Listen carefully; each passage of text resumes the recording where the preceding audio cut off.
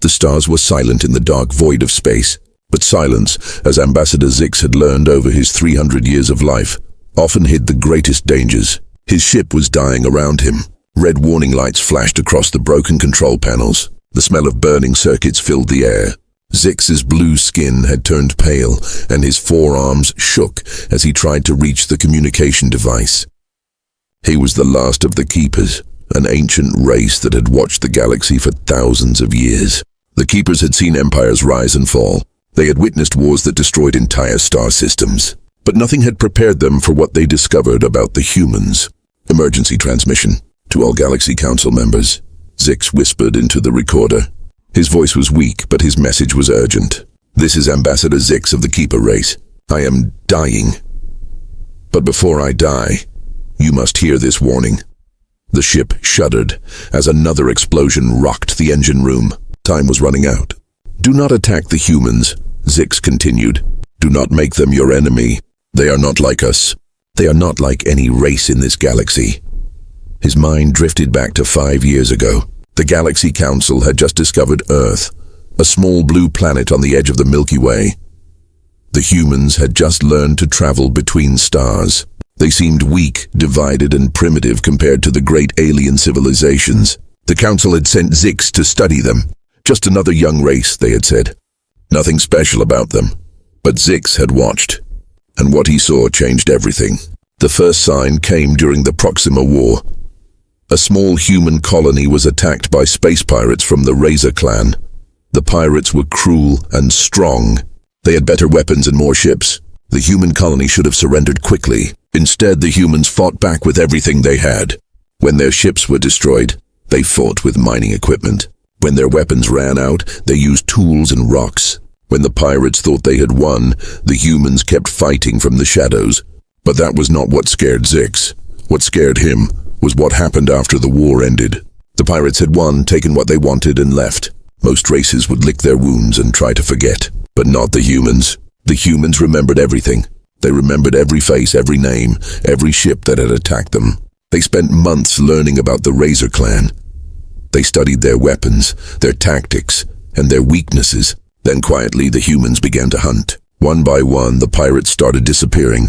Not in big battles or grand wars, just gone. A pirate ship would attack a trade route and never return home. A pirate base would go silent in the middle of the night. No distress calls, no survivors.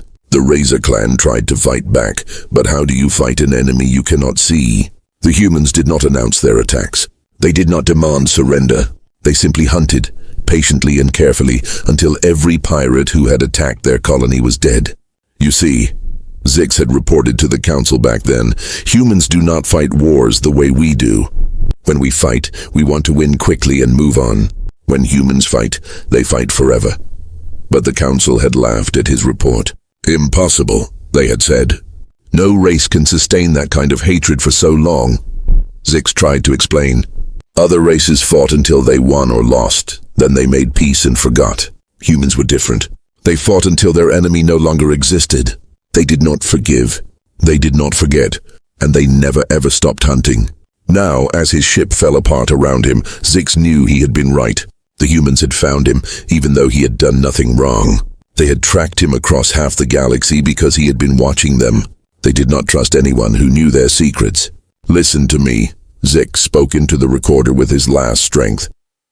The humans are coming to join our galactic community soon. When they do, some of you will think they are weak because they are new. Some of you will think you can take their worlds because they have fewer ships. Another explosion shook the ship. The lights went out, leaving only emergency power. If you attack them, they will not just defend themselves. They will hunt you. They will follow you to your homeworlds. They will track down your families, your friends, everyone who helped you. And they will not stop until you are all gone. The recording device beeped, showing the message was complete. With the last of his strength, Zix pressed the send button. The warning shot across the galaxy toward the council chambers. As his eyes closed for the last time, Zix whispered, I hope they listen. For all our sakes, I hope they listen. The ship exploded in silence, taking the last keeper with it. But his message traveled on through the dark between the stars, carrying a warning that would soon be ignored with terrible consequences. In the distance, a small human scout ship watched the explosion and quietly disappeared back into the void, leaving no trace it had ever been there. The Galaxy Council chamber was huge and filled with the most powerful beings in the known universe. Representatives from 1,000 worlds sat in floating chairs that moved around a central platform. The air buzzed with the sound of different alien languages being translated into words everyone could understand. At the center of it all stood Supreme Commander Vorthak of the Zephyrian Empire. He was 8 feet tall with purple skin and 6 eyes that glowed red when he was angry. Today, those eyes burned bright. "Fellow council members," Vorthak's voice boomed across the chamber, "we have received a message from the dead keeper, Zix. He warns us not to attack the humans." A wave of laughter rippled through the crowd. The Krillian representative, a creature that looked like a giant spider made of metal, clicked its legs together in amusement. "The humans, those soft pink creatures from the edge of the galaxy. They barely have 100 ships," added General Thurok of the Razor Confederation. His lizard-like face twisted into a smile that showed rows of sharp teeth. "My scouts report they still use chemical fuel for some of their vessels. Primitive technology at best." Vorthak nodded and activated the holographic display. Images of Earth and its colonies appeared in the center of the chamber. The planets looked small and unprotected compared to the massive alien worlds around them. "Look at their defenses," Vorthak pointed to the display. "A few orbital stations, some patrol ships. They have no real military fleet. No energy shields around their planets.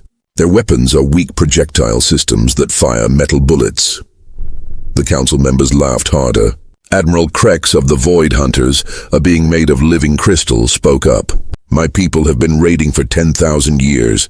We know weak prey when we see it. These humans will surrender after the first attack." But not everyone was laughing. Elder Morith of the Peaceful Union raised a thin green hand. "Should we not consider Keeper Zix's warning?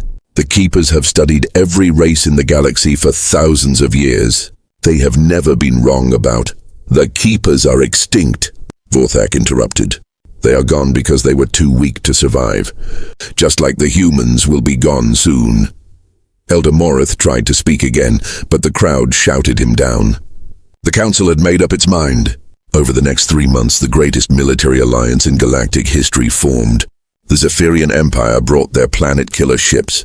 The Krillian Hive provided millions of warrior drones. The Razor Confederation added their fastest attack vessels. Even smaller races joined, hoping to get a share of Earth's resources. The combined fleet was massive.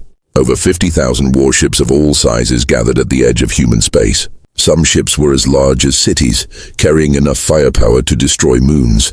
Others were small and fast, designed to hunt down any humans who tried to escape. "It will be the easiest conquest in galactic history," Vorthak told his generals as they reviewed the battle plans. "The humans will see our fleet and surrender immediately. No race has ever been stupid enough to fight against odds like this." The attack began at dawn on Earth's eastern hemisphere. The alien fleet dropped out of hyperspace like a dark cloud blocking out the sun. Their ships filled the sky from horizon to horizon. Human defense stations opened fire immediately, but their weapons barely scratched the alien shields. The few Earth ships that tried to fight were destroyed in seconds. The aliens pushed forward, expecting to reach Earth's surface within hours. But something strange happened. Instead of surrendering, the humans did something unexpected.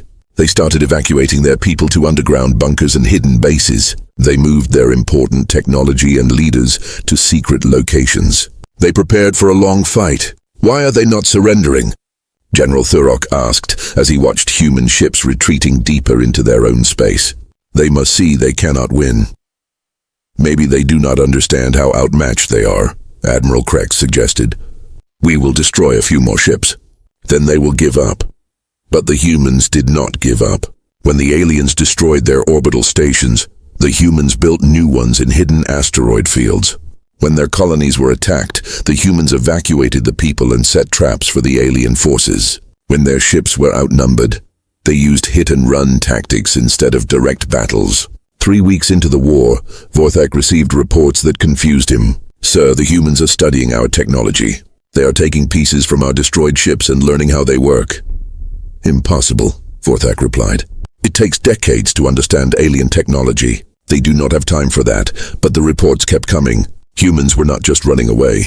They were watching, learning, and adapting. Every alien weapon they captured was taken apart and studied. Every alien tactic they saw was copied and improved. Worse, the humans were not fighting like other races.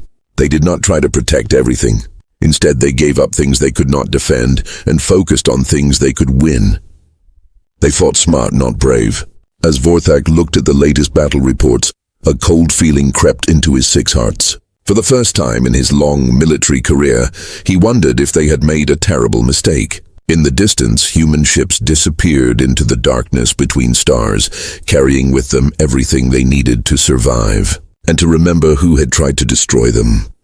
6 months had passed since the great alien fleet had conquered human space. The Galaxy Council celebrated their easy victory. Alien colonies spread across former human worlds, mining the planets for valuable resources. Everything seemed perfect. Then the disappearances began. Commander Zarthok of the Krillian Hive received the first report while inspecting a mining colony on former human territory. The message came from Colonel Vex, who ran a supply depot 3 systems away. "Sir, we have lost contact with Transport Fleet 7, the message said. "They left the depot yesterday with supplies for the outer colonies. They should have arrived 6 hours ago. No distress signal. No wreckage found." Zarthok was not worried. Space was dangerous. Ships sometimes had accidents. "Send another transport," he ordered, "and double-check their navigation systems." But 3 days later, Transport Fleet 8 also vanished. Then Fleet 9, then a patrol squadron sent to investigate. "This is impossible," Zarthok told his staff as they studied the reports. 12 ships do not just disappear. Where are the distress calls? Where are the escape pods? His intelligence officer, a thin Krillian with nervous movements, cleared his throat. "Sir, there is something else. The missing ships were all carrying supplies to colonies near the old human evacuation routes." "What are you suggesting?" Maybe some humans are still out there." Zarthok laughed, but it sounded forced. "The humans were defeated. They surrendered. We control all their worlds now." "Yes, sir, but we never actually saw them surrender. They just disappeared." That night, Zarthok could not sleep. He kept thinking about the missing ships. In the morning, he decided to investigate personally.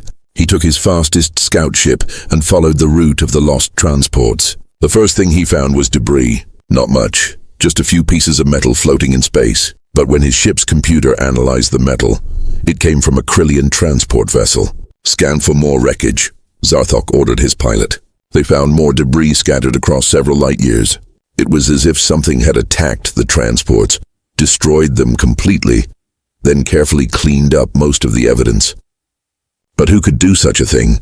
The aliens had the most advanced technology in the galaxy. Their ships had shields that could stop any known weapon. Their hulls were made from the strongest materials in the universe. "Sir," the pilot said, his voice shaking, "I am detecting something strange. These blast patterns, they are not from any weapon we know." Zarthok studied the data. The pilot was right. The damage looked like it came from human weapons, but that was impossible. Human weapons were too weak to penetrate alien shields, unless... Computer analyzed these blast patterns. Compare them to human weapons technology from 6 months ago. The computer worked for several minutes. Then it displayed results that made Zarthok's blood run cold. Analysis complete. Blast patterns match human projectile weapons, but with energy output increased by 400%. Conclusion: humans have modified their weapons using captured alien technology. Zarthok stared at the screen. They actually learned how to use our technology. The next discovery was even worse. Hidden in an asteroid field, they found a small base. It was built using human construction methods, but powered by alien energy systems. The base was empty, but it had clearly been used recently. On the wall of the main chamber, someone had painted a message in human letters. "We remember." "Sir," the pilot whispered, "if the humans are still out there and they have our technology..." Zarthok did not let him finish. He ordered an immediate return to the colony. But during the 3-day journey home, more reports came in. Supply convoys were disappearing all across the outer colonies. Patrol ships sent to investigate never returned. The pattern was always the same. Ships would vanish without a trace, leaving only small pieces of debris. No survivors, no witnesses, just empty space where alien vessels used to be. When Zarthok finally reached the colony, he found the other commanders in a panic. General Thurok of the Razor Confederation was shouting at his staff. "How can primitive humans destroy our ships? Our shields are impenetrable." "Not anymore," Zarthok said quietly. "They have been studying our technology for months. They know our weaknesses now." Admiral Krex's crystal body flickered with angry light. "Then we hunt them down. We find their hiding places and destroy them." "With what?" Zarthok asked. "Half our supply fleet is gone. Our patrol ships are afraid to leave the colonies, and we still do not know where they are hiding." The room fell silent. For the first time since the invasion began, the alien commanders realized they had a serious problem. Over the next few weeks, the attacks got worse. Human ships appeared out of nowhere, struck fast and hard, then vanished before the aliens could respond. They hit supply lines, communication relays, and isolated outposts. They never fought fair battles or gave the aliens a chance to use their superior numbers. But the worst part was not the attacks themselves.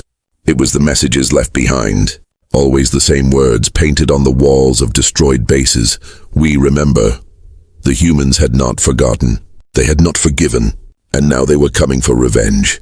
As reports poured in from across the galaxy, Zarthok began to understand what Keeper Zix had tried to warn them about.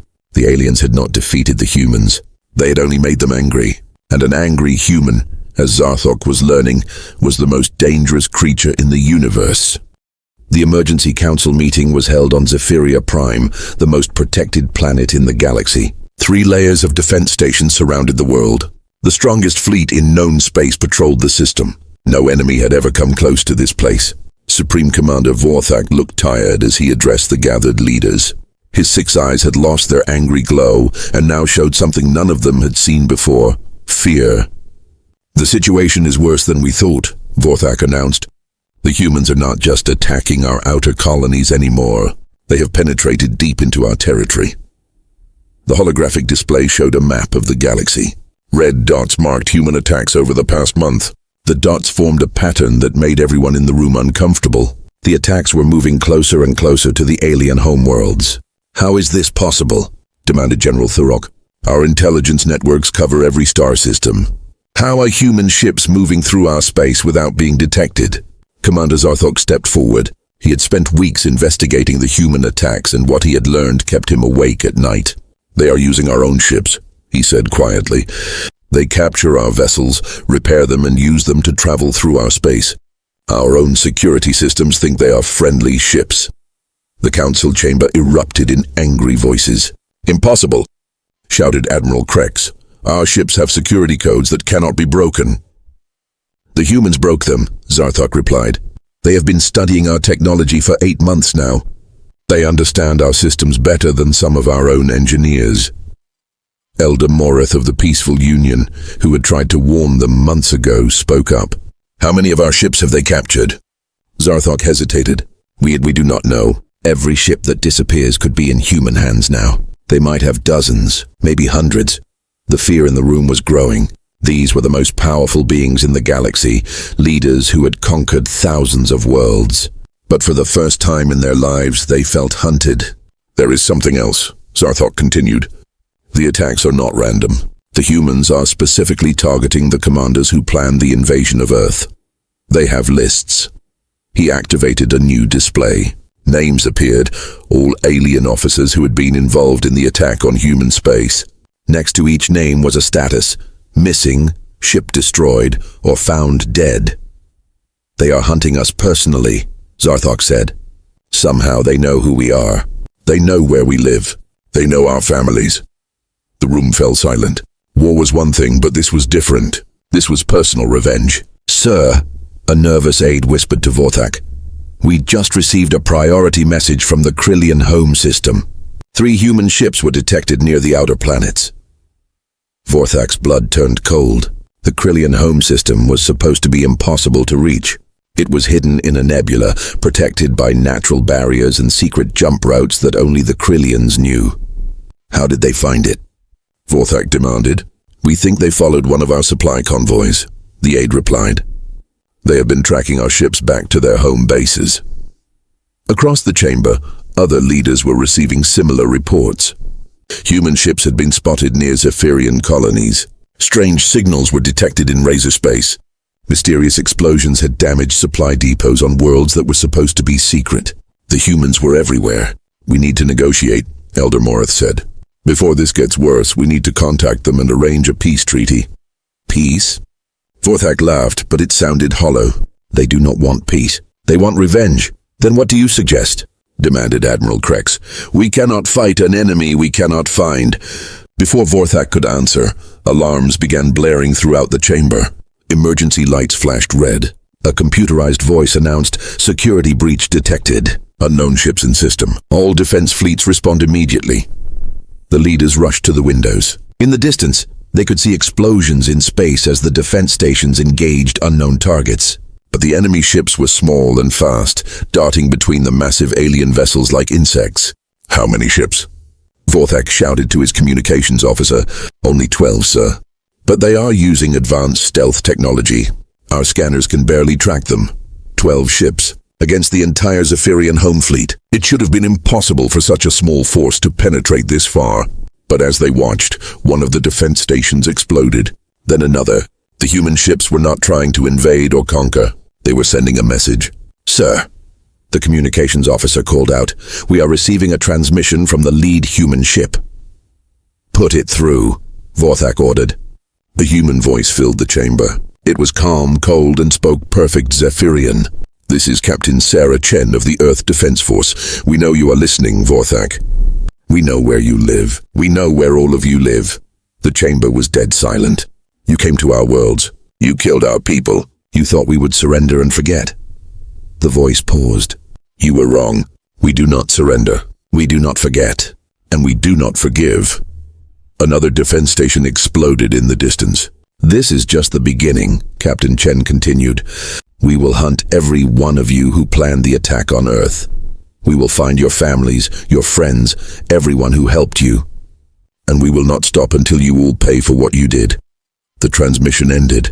The human ships vanished back into space, leaving behind burning wreckage and a terrified alien leadership. Vorthak sank into his chair, finally understanding what Keeper Zix had tried to warn them about. They had not started a war with the humans. They had started a hunt, and they were the prey. Part 5. The Eternal Hunt 1 year after the first alien attack on Earth. Supreme Commander Vorthak found himself in a place he never thought he would be, begging for mercy from a human. The meeting took place on Neutral Station Alpha, a small trading post in empty space between alien and human territory. Vorthak arrived with only 2 guards as the humans had demanded. Any larger force would be seen as an act of war. Admiral Sarah Chen was waiting for him in a simple meeting room. She was smaller than Vorthak had expected, just a human female in a plain military uniform. But her eyes were cold as winter space, and when she looked at him, Vorthak felt like prey being studied by a predator. "Commander Vorthak," Chen said politely, gesturing to a chair. "Please sit down." Vorthak sat carefully. Around the table were holographic displays showing star charts, ship movements, and lists of names. His name was at the top of one list. "I want to discuss peace," Vorthak began. "This war has gone on long enough. Both our peoples have suffered losses." Chen smiled, but there was no warmth in it. "War, is that what you think this is? What else would you call it?" "Justice," Chen replied simply. "You came to our worlds uninvited. You killed our children. You destroyed our homes. You thought we would just disappear quietly." She activated one of the holographic displays. Images appeared. Burned human colonies, destroyed Earth cities, lists of human casualties. The numbers were staggering. 2 million humans died in your first attack, Chen said calmly. Another 5 million died when you bombed our evacuation ships. Children, families, elderly people who had never hurt anyone. Vorthak shifted uncomfortably. That was war.